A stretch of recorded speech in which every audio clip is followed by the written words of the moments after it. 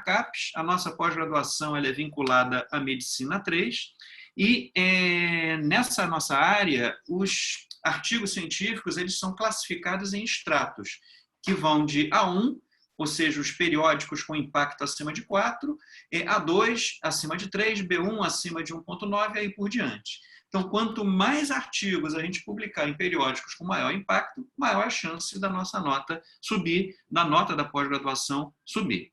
Então, para vocês terem uma ideia, na nossa pós-graduação, no regulamento, o aluno de mestrado, para defender a sua tese, a sua dissertação, ele precisa ter tido pelo menos um artigo aceito ou publicado em revista Qualis B3 ou superior.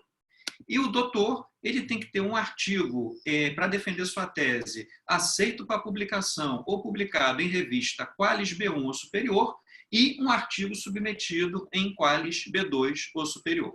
Então, isso é para a gente ver como que é importante o impacto da revista científica, não só para os artigos, para a pesquisa, mas também para a pós-graduação. E, recentemente, como o Rômulo falou na introdução, o nosso impacto, recentemente, ele subiu para 1,342, 1,342. Atualmente, na Medicina 3 da CAPES, nós subimos de ranking e o International Brazilian Journal of Urology, ele é um B2 na CAPES.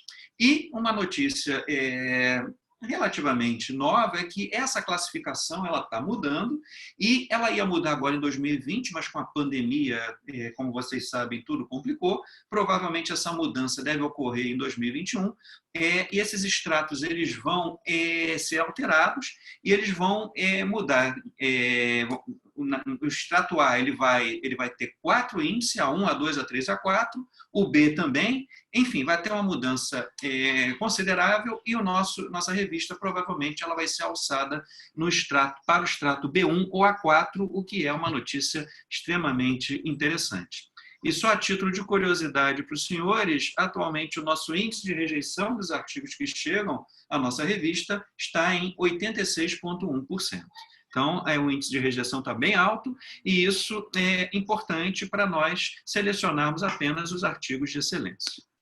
Bom, as métricas, a gente falou muito de fator de impacto, mas a gente precisa saber a importância e como são calculadas essas métricas. Então, essas métricas elas representam uma forma de medir o impacto da revista. E existem dois sistemas tradicionais que fazem essa medida. O Journal Citation Reports Impact Factor, que é o fator de impacto, o mais importante, e o CIMAGO, o SJR. O Journal Citation Reports ele é calculado dividindo o número de artigos citados por ano pelo total de artigos publicados nos 2 anos anteriores. E o SJR é mais utilizado para revistas contidas no Scopus Database e esse índice, esse ranking é baseado nos artigos citados com uma janela de 3 anos. E você desenvolve tem um algoritmo desenvolvido pelo Google, é mais complexo, mas o que o pessoal usa mesmo, que tem mais importância na CAPES, na pós-graduação, é o JCR. Então, o JCR ele é um produto do Easy Web of Knowledge, é uma base reconhecida para avaliar esses periódicos indexados, e ele oferece uma perspectiva para avaliação e comparação dos periódicos por meio de acumulação e tabulação de contagem de citações de artigos de praticamente todas as especialidades no campo da ciência. Ele abrange todas as áreas. O fator de impacto, ele identifica, isso é importante, a frequência média com que um artigo de um periódico é citado em um determinado ano. Esse fator de impacto ele é calculado dividindo-se o número de citações no ano pelo número total de artigos publicados nos 2 anos anteriores. Então, se uma revista tem um fator de impacto de 1, significa que, em média, os artigos publicados há 2 anos, 2 anos atrás, foram citados pelo menos uma vez. Se o fator de impacto é de 2,5, significa que esses artigos citados nos 2 anos anteriores foram citados pelo menos 2,5 vezes daí por diante. Então, nós podemos usar esse número para avaliar ou comparar a importância relativa do periódico com outros do mesmo campo, ou ainda visualizar a frequência com que os artigos são citados, para determinar quais os melhores periódicos para a sua pesquisa. Então, aqui é um exemplo de como é feito essa citação. O JCR ele é calculado por essa empresa, a Clarivate Analytics. Então, aqui, por exemplo, você vai pegar os artigos que a revista, se eu for calcular o fator de impacto de 2018 de uma revista, eu pego as citações que essa revista teve em 2016, 2017, e divido pelo número de artigos publicados nessa revista nesses mesmos 2 anos. Então, se o índice de impacto for igual a 2, cada artigo publicado nos 2 anos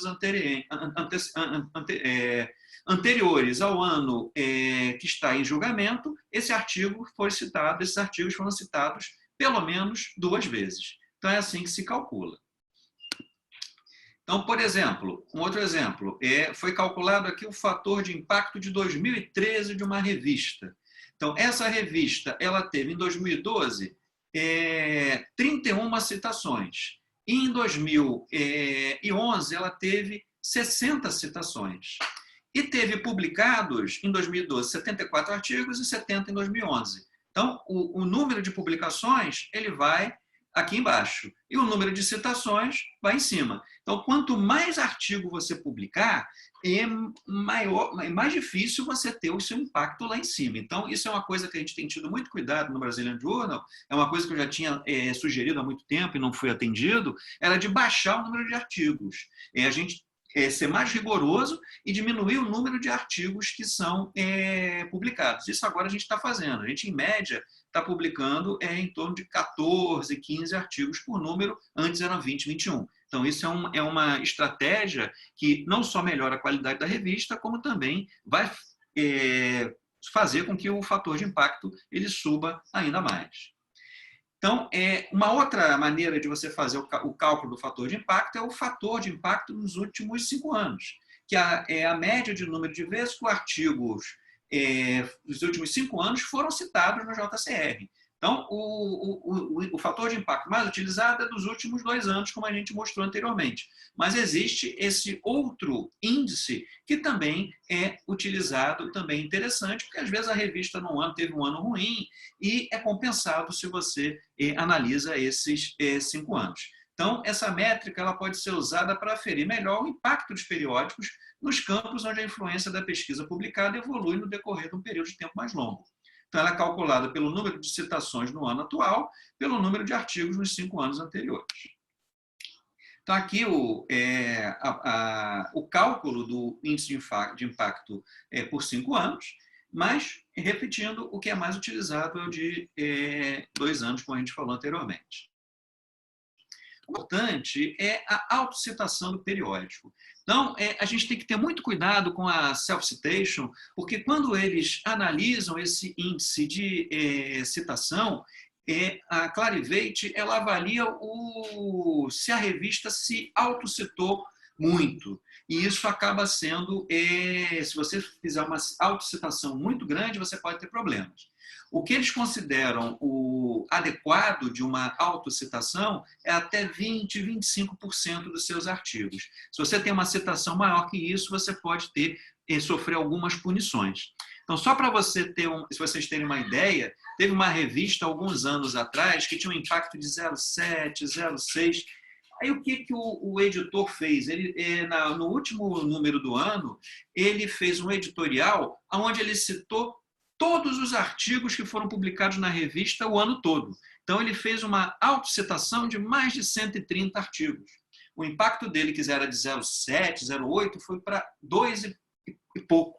Mas aí o que a Clarivate fez? Ela identificou essa anomalia e a revista, nos 2 anos consecutivos, nos 2 anos seguintes, ela foi banida do índice de impacto, ou seja, ela ficou sem índice de impacto. Então tem que ter muito cuidado com essa self-citation para evitar punições como essa. Mas esse caso em específico foi muito ousado, né? O cara pegou um editorial e citou todos os artigos dos últimos 5, 6 números.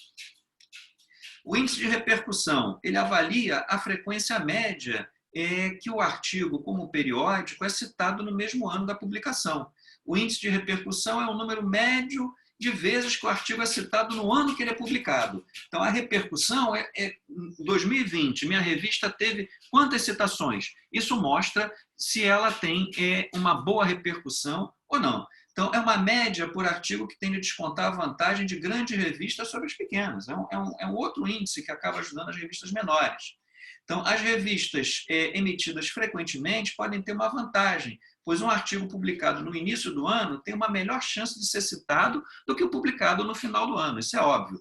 E isso também é uma outra coisa que eu implementei na revista, que eu também já vinha tentando fazer, não fui não foi atendido na minha sugestão, que é quanto mais cedo você botar seus artigos online, maior a chance deles serem citados. Então, não sei se os senhores perceberam, nós já estamos com 5 números online, apesar de nós estarmos em junho. E nossa periodicidade é bimensal. Então, o que eu estou fazendo? O número 5 eu lancei agora em início de julho. O número 6 eu vou lançar no início de setembro. O número 1 de 2021 eu vou lançar no início de novembro. E por aí vai. Então, com isso, eu deixo os artigos muito mais expostos. A chance deles serem citados é muito maior. É mais uma estratégia, uma boa estratégia, para aumentar o impacto da revista. Então, esse é como se forma o índice de repercussão, o número de citações no ano pelo número de artigos publicados no ano. Então, essas métricas tradicionais, como a gente falou, elas são as mais utilizadas pelas agências de fomento, pela pós-graduação. Mas existem métricas não tradicionais que acabam representando uma forma alternativa da medida de impacto, especialmente nas plataformas das mídias sociais. Então, todo mundo, atualmente, recebe Twitter diário do European Urology, do Journal of Urology. Nós também mandamos Twitter com frequência, e o Facebook também faz isso, Mendeley, Scopus, porque existe uma conversa, um ajuste que talvez essas mídias, especialmente o Twitter, passem a valer para o índice de impacto. Mas isso ainda é uma conversa, isso não está correto, mas a gente já está no embalo, a gente está fazendo essa atualização do Twitter.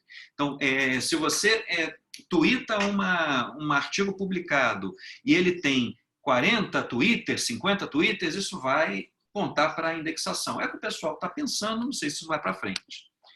Então, as métricas emergentes, elas são baseadas no nível do artigo. Elas são mais granulares que os modelos tradicionais, elas rastreiam o impacto de artigos individuais como entidades independentes. E elas também são mais imediatas, porque elas rastreiam postagem em tempo real. Óbvio, você publicou um artigo de Covid agora em urologia. Então, na mesma hora, você tem 300 mensagens, enfim, é uma coisa imediata. Então, isso é interessante. Então, você tem essa medida do impacto, comparando as métricas tradicionais e as novas, a longo termo, imediato, então acaba sendo uma conjuntura das coisas, de tudo. Mas o que importa para a gente hoje é o fator de impacto da JCR. E essas métricas, elas são existem tanto para a revista, como também existem para o pesquisador. E a principal métrica que avalia o pesquisador é o índice H. Esse índice H, ele quantifica a produtividade e o impacto de cientistas, baseando nos seus artigos mais citados. E ele é chamado fator H por causa do autor, o Rich, que descreveu essa métrica em 2005. Então, para vocês terem uma ideia, um pesquisador com índice H5, ele tem 5 artigos que receberam 5 ou mais citações.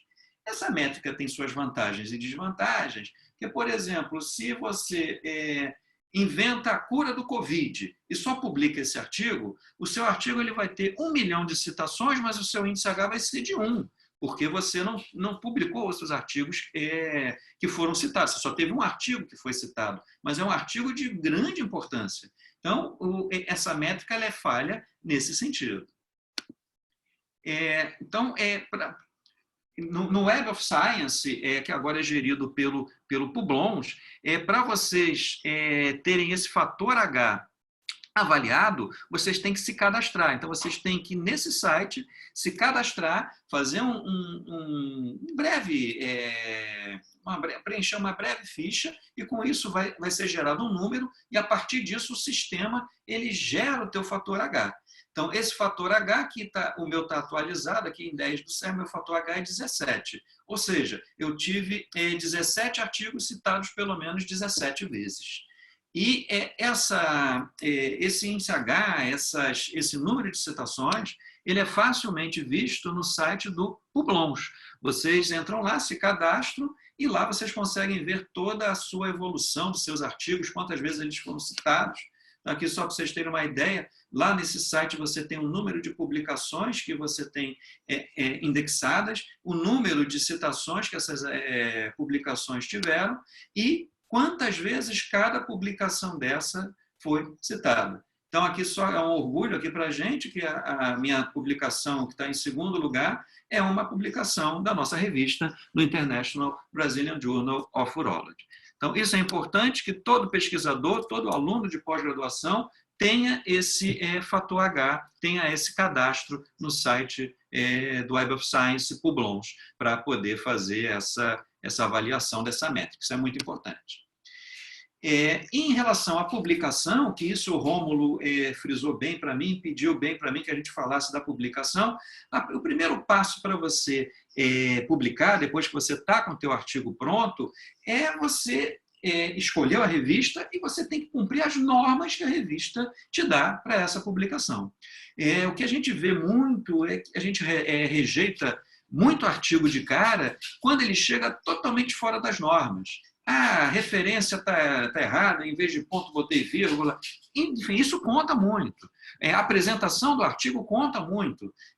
O número de figuras, o número de tabelas, a figura toda desformatada, a tabela ruim, isso você nega o artigo de cara. Então, é uma coisa que vocês têm que ter muito cuidado, vocês têm que seguir a norma da revista e ao pé da letra para evitar essa negativa imediata, que é o immediate reject, que todo pesquisador abomina, não quer seu trabalho ser rejeitado de imediato. Então, aqui vocês observam as normas da nossa revista, todas as revistas têm essas normas bem estruturadas, o abstract, o número de palavras, número de referências, os tipos de artigo, a citação da referência. Então, essa norma ela varia de revista para revista e vocês precisam se basear nelas, adaptar o seu artigo para essas normas, para evitar problemas. E uma outra coisa muito importante para o pesquisador é que a maioria, eu diria, não a maioria, todas as revistas hoje em dia, elas pedem que pelo menos um dos autores seja cadastrado no Open Researcher and Contributor ID, ORCID. Esse ORCID ele é um identificador digital único, gratuito e persistente, que distingue, é um mini currículo do pesquisador. Então, você entra no site do ORCID, que está aqui embaixo, faz um cadastro, e esse cadastro vai te gerar um número. Esse número aqui é fundamental para a submissão dos artigos. Por exemplo, na nossa revista, se o autor correspondente não tiver ORCID, o Cielo não aceita, não publica o artigo. Você só consegue publicar na nossa revista se tiver o ORCID, por exemplo, e a maioria das revistas está indo por esse caminho. Então, aqui o site do ORCID, vocês entram nele, fazem um pequeno cadastro e depois fazem um login, aquela coisa habitual que todo mundo conhece bem. Você pode entrar com o Facebook, é muito fácil, e lá você faz um pequeno cadastro, um currículo resumido e vai ficar lá no sistema. Isso é interessante, que vale a pena todo mundo fazer, todo mundo tem que ter, todo mundo que trabalha. Então, os sites para submeter o artigo, os modelos de submissão do artigo são vários. Você tem o site do Cielo, que é o nosso, que é o do International Brazilian Journal of Urology, o modelo Cielo, o modelo da Elsevier, o modelo Springer, o modelo Open Access. O Elsevier é da maioria das revistas internacionais, o European, Journal of Urology. A Springer ele é menos utilizada em revistas urológicas, mas algumas revistas de anatomia usam esse sistema da Springer, e o Open Access isso varia muito o formato, os modelos. Agora, muito cuidado com essas revistas Open Access. A nossa revista é Open Access e gratuita. Você consegue baixar qualquer artigo da nossa revista sem custo. Isso é um diferencial que a Sociedade Brasileira de Urologia oferece para a comunidade médica, para a comunidade urológica. Para vocês terem acesso, a maioria, ou a grande maioria das revistas Open Access, elas cobram para que o autor publique. E esse custo está cada vez maior. Então, a gente teve até uma reunião no laboratório outro dia, se vale a pena mandar artigos para esses sites Open Access. Tem revista que cobra $1.000, revistas que cobram $2.000 para você publicar um artigo. E o dólar, do jeito que está, você gastar R$10.000 para publicar um artigo, a sua verba de pesquisa ela vai para o ralo só nisso aí. Então, tem que tomar muito cuidado com isso, porque essas revistas elas acabam tendo um custo extremamente alto. Então, as etapas para enviar o artigo, isso aqui é muito importante. Você tem que preparar, como eu falei, preparar o manuscrito e ver as orientações dos autores. Você tem que entrar no site da revista, checar o Author Guidelines e ver direitinho o que a revista pede. Fazer o seu registro no nosso sistema, ele é muito fácil de ser feito, é muito tranquilo. Se você já está cadastrado no ORCID, você joga o seu número do ORCID, sua senha, e você já entra. E aí você vai entrar com os dados do artigo, o título, os autores, instituição, etc. E vai fazer o upload do artigo no sistema. Esse artigo ele é convertido para PDF, aí o autor olha e aprova. E isso é muito importante, essa aprovação é nela que você dá aquela última olhada, pô, esqueci de botar isso, esqueci de botar aquilo. Isso é fundamental, isso acaba evitando que seu artigo seja negado. E aí você incrementa, acrescenta imagens, filmes, etc. Então, o artigo ele tem que ser revisto com cuidado, depois que o artigo é convertido por PDF, você tem que certificar as figuras, porque às vezes na conversão a figura está de baixa qualidade e ela fica ruim, então isso pega muito mal para o editor que vai analisar isso, ele tem que ter figuras de alta qualidade e depois que esse texto é convertido, ele vai para o editor-chefe. O editor-chefe analisa e distribui para os revisores. E para os editores associados e para os revisores. Então, outro dia, um dos editores associados, o Bessa está aqui na sala, meu grande colaborador, mas um dos editores associados chegou para mim, pô, Luciano, na gestão passada eu analisava uns 10 artigos por mês, agora estou analisando um, o que está vendo? O que eu estou negando de cara? Todo artigo que chega, eu olho, não está legal, eu nego de cara. Por isso que o índice está em 86%. Então, só para vocês terem uma ideia, hoje eu neguei 2 artigos, os 612 e 613. Então, em julho, nós recebemos até agora, até esse momento, 613 artigos para julgamento. Ano passado, em dezembro, 31 de dezembro, tinham chegado 830, 840 artigos. Então, o número de artigos submetidos para a nossa revista subiu assustadoramente, subiu mais de 40% comparado com o ano anterior. Isso talvez esteja relacionado com a pandemia, porque o pessoal tem ficado mais em casa e tem mais tempo para fazer essas coisas. Mas eu vejo todo artigo que chega, eu leio ele com calma, leio todos eles e nego mais de 85%. Por isso que os editores associados estão até reclamando que estão com pouco artigo para julgar.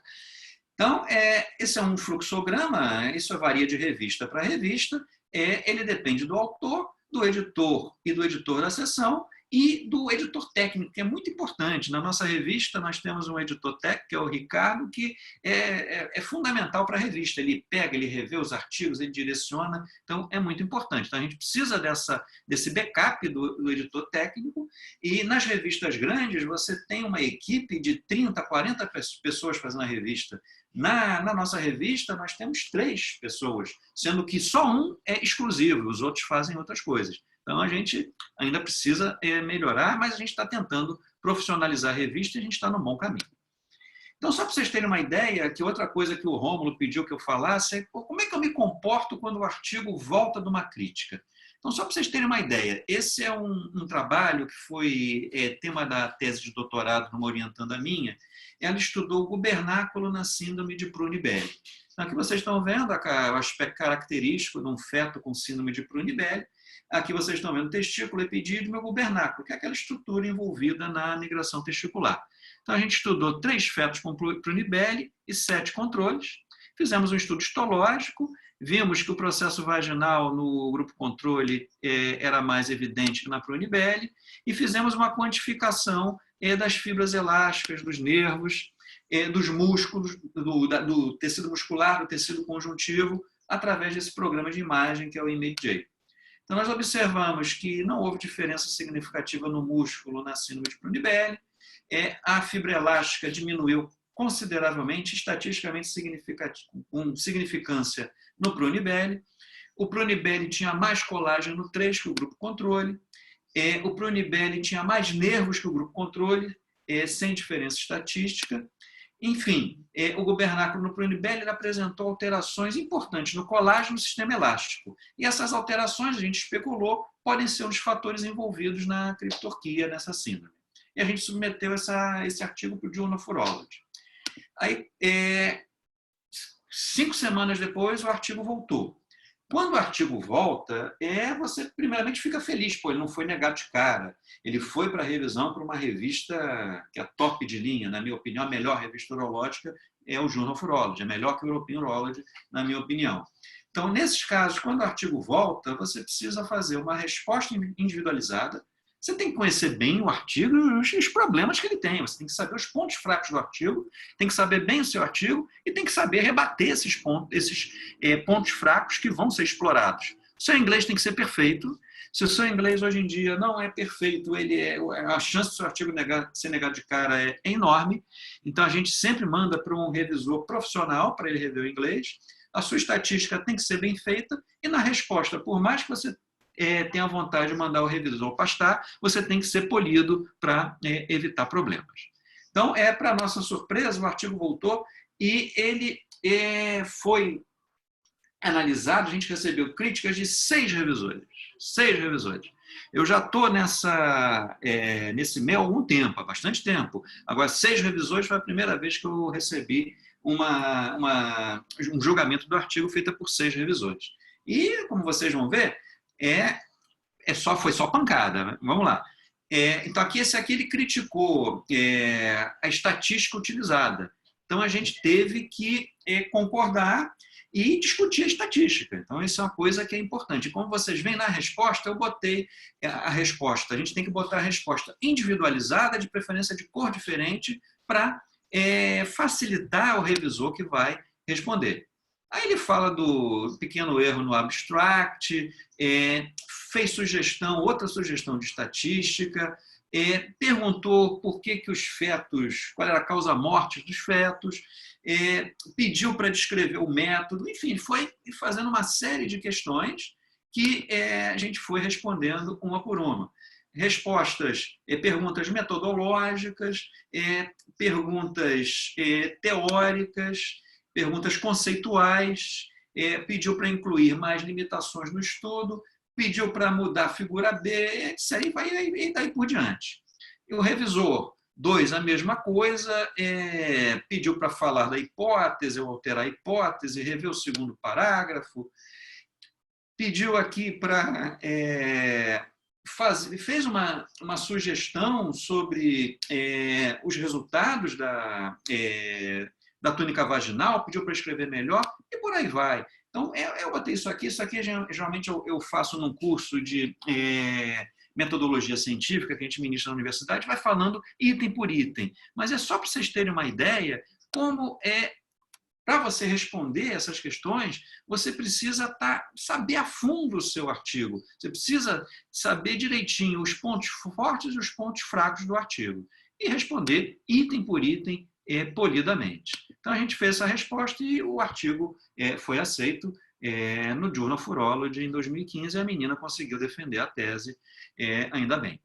Então, para finalizar, eu cumpri aqui estritamente o tempo que o Rômulo me pediu. A mensagem que fica para a gente é que nós, se possível, precisamos ter uma linha de pesquisa básica ou assistencial. Isso é fundamental. Você não pode uma hora publicar nisso, outra hora naquilo, outra hora... Enfim, você tem que ter uma linha de pesquisa, uma linha constante. Isso te fortalece muito.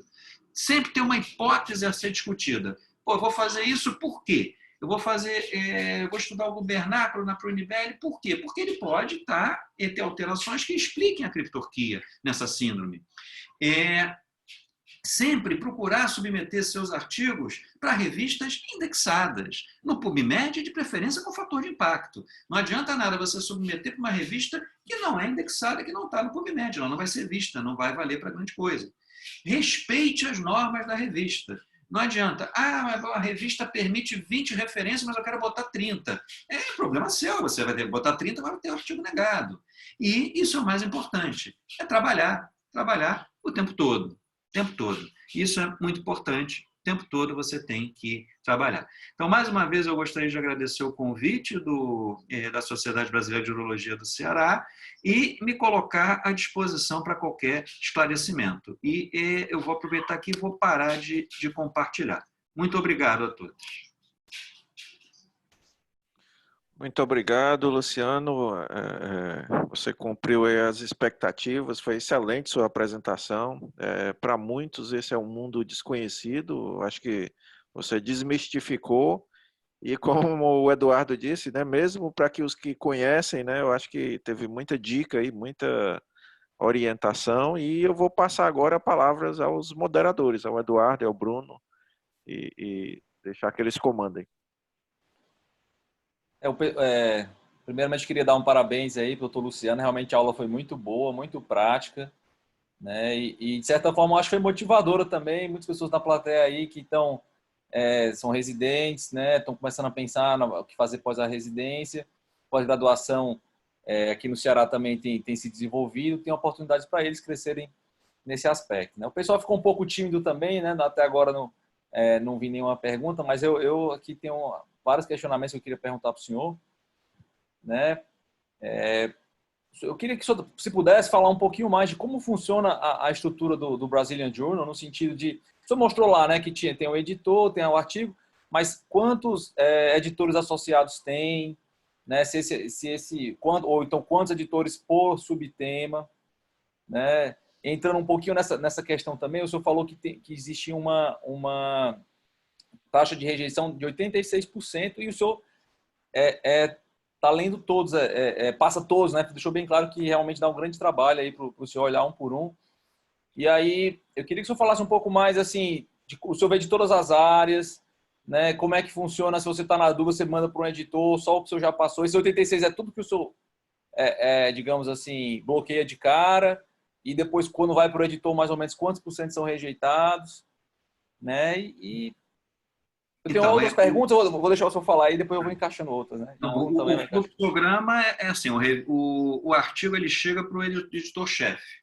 O editor-chefe olha o artigo e vê, pô, esse aqui está ruim, rejeitar de cara. Esse aqui está mais ou menos, vale a pena ou não sei. Esse aqui está bom. Então, aí você faz essa seleção e manda para o editor associado. Esse índice de 86% é um índice geral. Já contando os rejeites do editor associado. Mas a grande maioria desse índice é na rejeição imediata.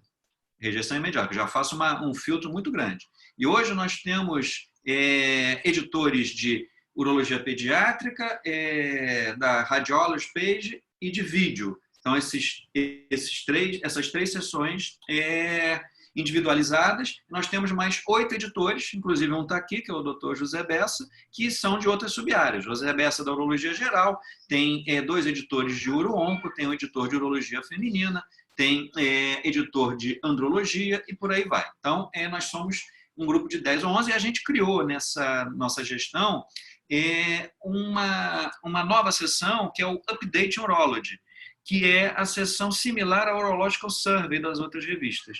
Então, nesse Update Urology, esses editores dessa seção, eles comentam artigos de outras revistas, fazendo uma mini revisão para os urologistas. Então, ali nós temos 13 colegas que fazem esses comentários. E, além disso, nós temos o editorial board, que são os consultores.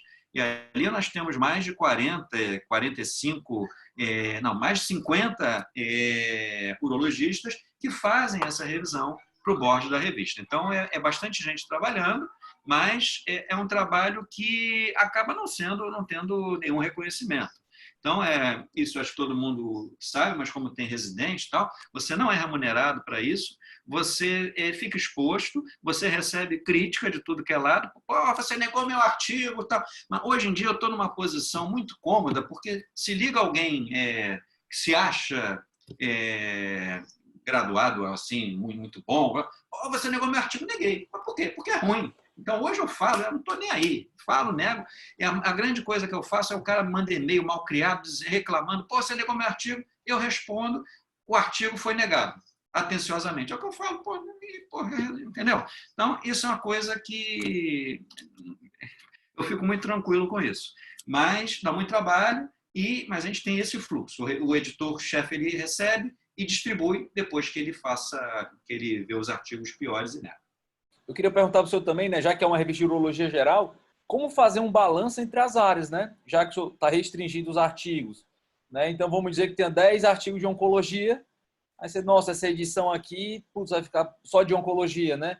Aí o senhor tem alguma maneira tipo assim, de jogar um artigo, de mesclar, não, isso aqui fica para a próxima edição. Não, dá para fazer, coisa... sim, mas isso aí depende do fluxo, isso é uma coisa que é mais difícil controlar. O maior número de artigos que chega são de oncologia, sim, mas chega muito artigo de litíase, chega muito artigo de pediatria, mas a gente tenta mesclar, mas vai ter número que você vai ter mais artigo de oncologia, mais artigo de litíase, isso aí vai depender do fluxo, isso infelizmente não depende muito da gente. Porque a gente também não pode reter demais o artigo, ele ficar ser aceito em abril, digamos, e só ser publicado no ano que vem. Não pode. Então, você tem que seguir uma fila tentando mesclar da melhor forma possível, mas às vezes não dá para você fazer isso.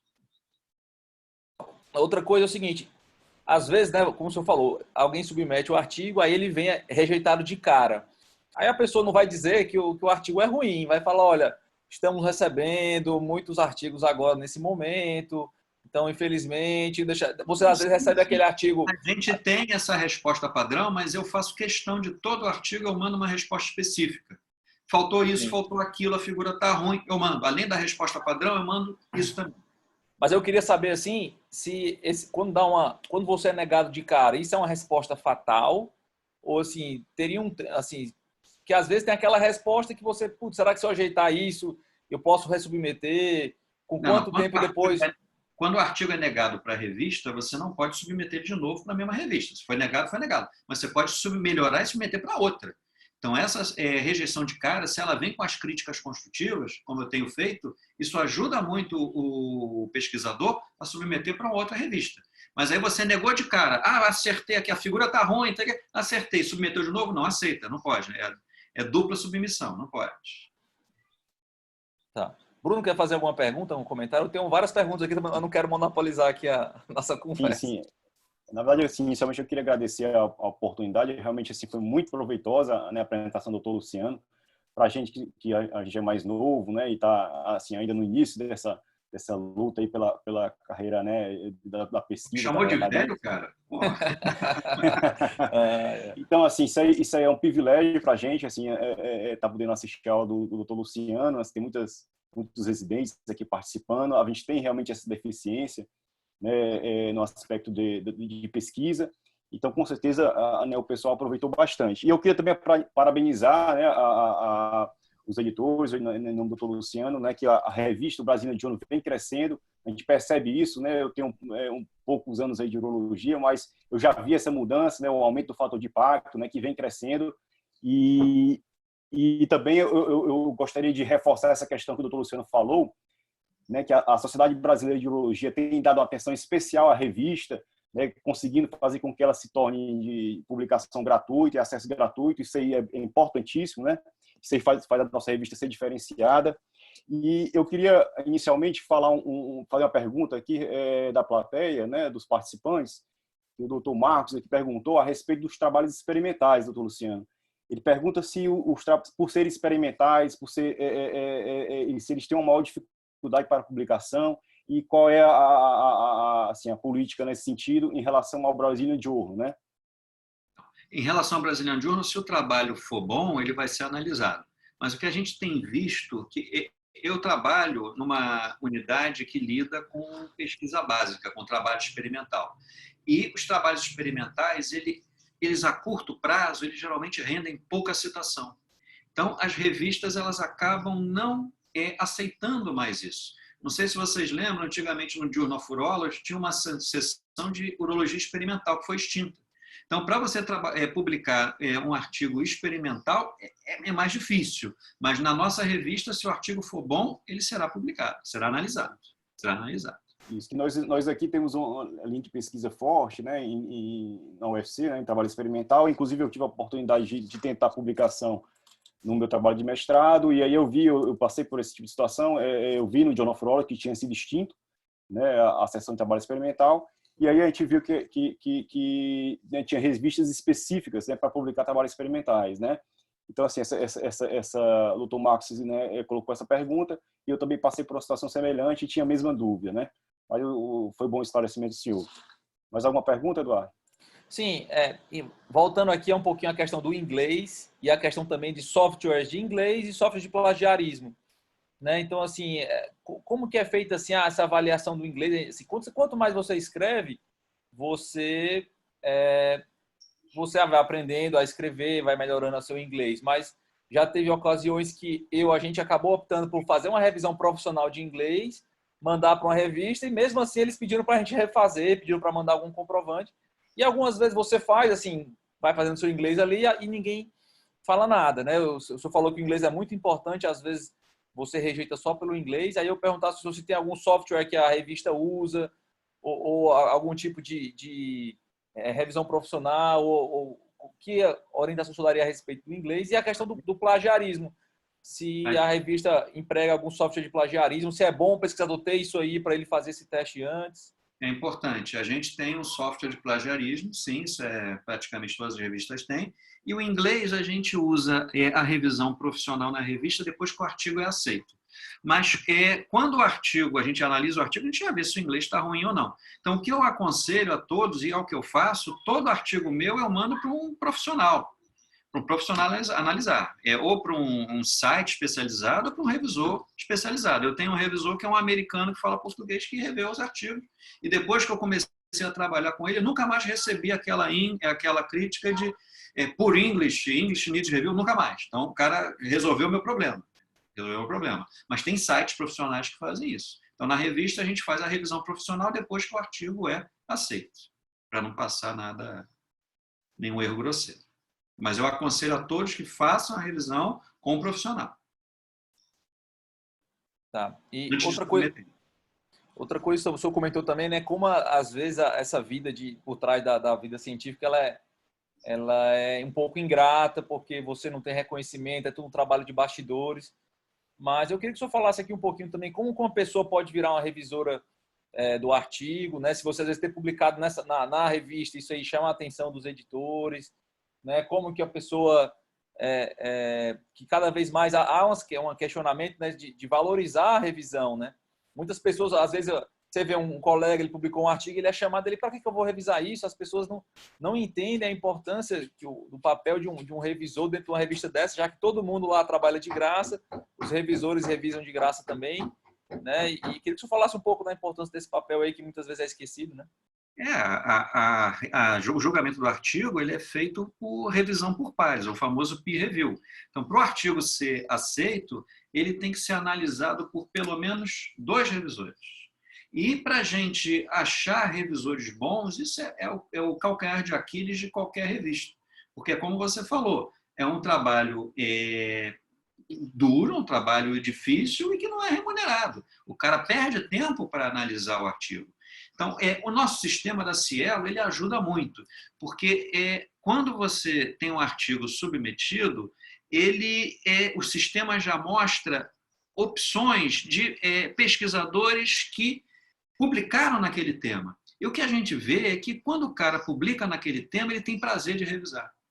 Então, eu publico muito em migração testicular. Se uma revista, qualquer que seja, me manda um artigo de migração testicular, eu vou revisar. Eu vou revisar, porque eu gosto. Então, é isso que a gente vê. E o nosso sistema ajuda muito a gente nisso. Mas o revisor, ele é a alma da revista. Sem bons revisores, você está frito. Então, o que acontece muitas vezes é que você tem dificuldade de achar revisor, aí você começa a distribuir ou a pedir ajuda dos editores associados. Então, muitas vezes tem artigo que eu reviso junto com o Bessa, que o Bessa revisa junto com o Cristiano, e porque você não tem dificuldade de revisores. Mas nunca nenhum artigo é aceito sem ter pelo menos 2 revisões. Perfeito. Eu estou me sentindo já que eu estou alugando aqui. Eu acho que tem mais algumas perguntas. Acabei de ver que tinha algumas perguntas da plateia aqui. Aqui perguntaram se o colega Humberto, se as publicações do Brazilian Journal têm que ser obrigatoriamente na língua inglesa. E foi perguntado pela Milena também se existe algum prazo para ressubmeter um artigo corrigido. Então, as publicações, antigamente, a revista aceitava artigo em português. Mas aí a gente tem um problema. Como é que eu já tenho problema de revisor? Como é que eu vou com artigo, se o artigo vem em português, eu perco meus revisores estrangeiros. Então, aquele meu N de revisores que já era pequeno fica mais restrito ainda. Então, os artigos aí só são aceitos em inglês. E isso aí diminuiu muito também o nosso custo, porque a gente tinha um custo de tradução muito maior antes. Então, a gente adotou essa norma, que foi melhor financeiramente e facilitou muito a revisão. Então, artigo só em inglês. E a segunda pergunta do tempo de submissão tem. Geralmente, quando o artigo é julgado com as revisões, você tem de 90 a 120 dias para revisão, dependendo da revista. Na nossa revista, geralmente são 90 dias que você dá de prazo para a pessoa responder às questões que foram feitas. Luciano, eu queria, mudando um pouco de assunto, mas ainda do contexto, a questão do desenvolvimento da pesquisa científica, do método científico dentro dos programas de residência, né? Eu acho que a gente precisa realmente ter melhora nesse sentido. E aí, o que o senhor sugeriria? Quais são as atitudes que a gente poderia tomar para melhorar, né, a questão da procura pela publicação? Eu seria o clube de revista, seria, né, algumas metas a serem cumpridas dentro dos programas de residência, para a gente melhorar, né, o número de publicações e o número de trabalhos científicos apresentados nos congressos. O senhor, com a experiência do senhor, né, o que o senhor sugeriria nesse sentido? Excelente questão. Então, o clube de revista ele já é obrigatório. Todo serviço de residência tem que ter um clube de revista. Para a gente melhorar a publicação e captar pesquisadores na residência, a primeira coisa que você tem que fazer é tornar obrigatório o residente, para receber o título, ele precisa publicar um artigo. Artigo esse não precisa nem ser em revista Qualis A2, é uma revista indexada no PubMed. Isso seria o primeiro passo. Então, para o cara receber o título de residente em urologia, tem que ter um artigo publicado numa revista no PubMed e apresentação de pelo menos 2 ou 3 artigos em congresso. Isso aí você já vai fazer um filtro importante. Você vai ver durante o preceptor, o corpo clínico, já vai ver quem tem veia científica e quem não tem. Então, uma coisa que a gente faz lá no nosso serviço, no Hospital Federal da Lagoa, que eu também trabalho no Hospital Federal da Lagoa, lá no Rio de Janeiro, é que a gente faz esse link e o que a gente tem visto é que vários residentes eles têm ido direto para a pós-graduação, ou quando eles estão no R2, ou quando eles estão no R3, ou depois que terminam a residência. Então, lá nós temos 2 residentes por ano. E o que a gente tem visto nos últimos 5 anos é que pelo menos um residente tem feito pós-graduação. Então, isso é um link importante. Isso começa com a obrigatoriedade do cara apresentar um artigo no final da residência, ter um artigo publicado numa revista indexada no final da residência. Acho que isso resolve esse problema. Eu acho que eu compartilho assim, do mesmo pensamento. Eu acho que deve funcionar assim, né, a questão de estabelecimento de metas, apresentação no CBU, no Congresso Brasileiro de Urologia, né, manter essas metas a serem alcançadas durante o programa de residência, né, a questão da publicação, como o senhor falou, da monografia de conclusão de curso. Inclusive, tem uma revista da sociedade, né, que é própria, né, para residentes, tem um objetivo, exatamente, que é a revista eletrônica da Comissão de Ensino e Treinamento. Eu acho que talvez boa parte dos residentes não conhecem, infelizmente, né? Eu tive a oportunidade de já até publicar um trabalhinho lá, nosso, durante a residência, então serve para você estimular. Eu acho que os assistentes devem apresentar essa revista aos residentes, né, logo no início da residência, porque é uma excelente revista para o início, né, para você ter uma experiência inicial com a questão do método científico. E, além disso, a questão também de valorizar o nosso congresso e brasileiro de urologia, né, e tentar fazer com que os residentes participem, apresentando cada vez mais trabalhos.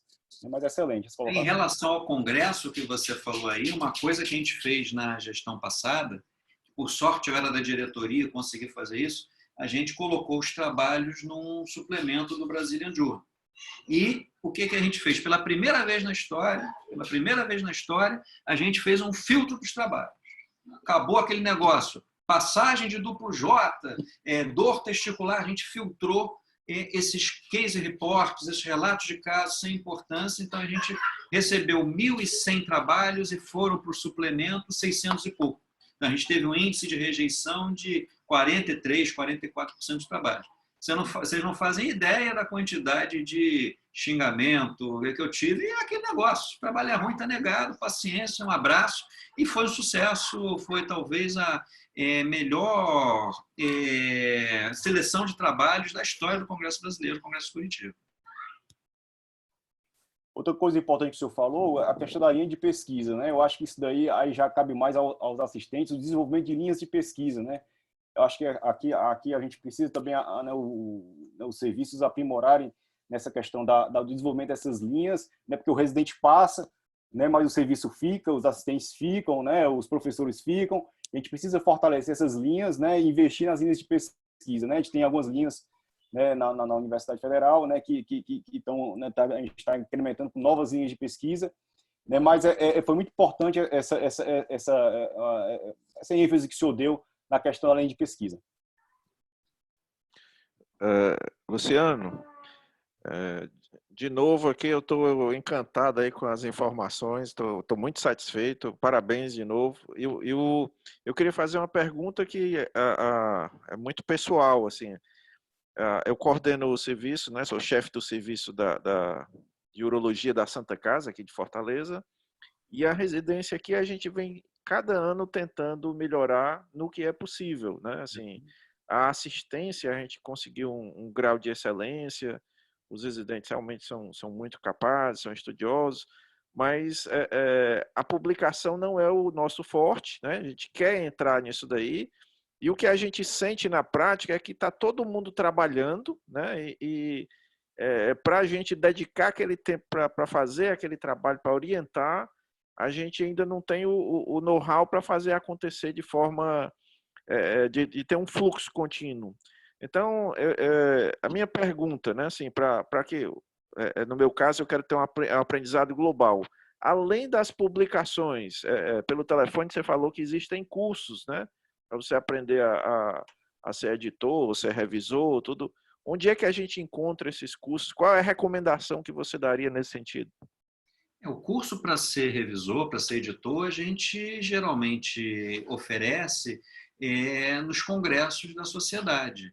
No Congresso Paulista e no Congresso Brasileiro, a gente sempre tinha um curso de uma manhã inteira sobre editoração científica. Isso periodicamente a gente oferece. E agora, na internet, assim, até uma ideia que você está dando. A gente pode até pensar em montar um curso desse online para disponibilizar para os associados. Mas o grande problema, Rômulo, é que pesquisa não dá dinheiro, só dá por em ação. Então, o pessoal prefere robô, fazer cirurgia, enfim. Mas é uma ideia espetacular, porque a gente pode montar um curso, esse curso que a gente dá nos congressos, a gente pode fazer online. Isso é uma coisa que a gente pode pensar. Costumo brincar que quem está nesse mundo não tem um juízo muito bom, não, porque já gosta de ensinar que paga mal e não quer ser revisor e editor que não paga nada. Isso aí. E ainda o pessoal fica com raiva de você. Pior ainda, o pessoal ainda fica com raiva de você. Aos moderadores, Mais alguma questão? Não, acho que é isso. Acho que estamos aqui bastante no tempo, né? Diz que depois de uma hora de aula o pessoal começa a sair. Eu estou achando até que ninguém saiu ainda, tá? Não estamos todo mundo com a atenção presa, a discussão viva. Mas eu queria só mais uma vez agradecer a oportunidade de estar aqui, agradecer a presença do Dr. Luciano. Um grande prazer aqui poder ele compartilhar da sua experiência com a gente, dar algumas dicas, né? Que a gente sempre tem o que melhorar. E acho que é isso também. Bruno? Muito bem. Agradecer novamente, né, o privilégio de ter o Dr. Luciano com a gente aqui na SBU Ceará. Foi uma oportunidade realmente única, foi bastante proveitoso. Eu que agradeço, foi muito legal. Muito bom. Sempre que vocês precisarem, a gente está à disposição. Muito obrigado. Eu agradeço aqui a todos, né, a presença e quero só comentar que, esses 2 anos que eu tive de convivência com ele, aprendi a admirá-lo, firme nas decisões dele, né? Ele foi o tesoureiro, ele quando o não era não, dava o não, era não, não tinha volta, então foi muito bom conviver com pessoas sérias, pessoas trabalhadoras, né? A gente aprende. E muito obrigado, Luciano. Foi excelente. Eu que agradeço. Muito obrigado. Então, boa noite a todos, né? Boa noite. Boa noite. Até mais. Boa noite. Tchau.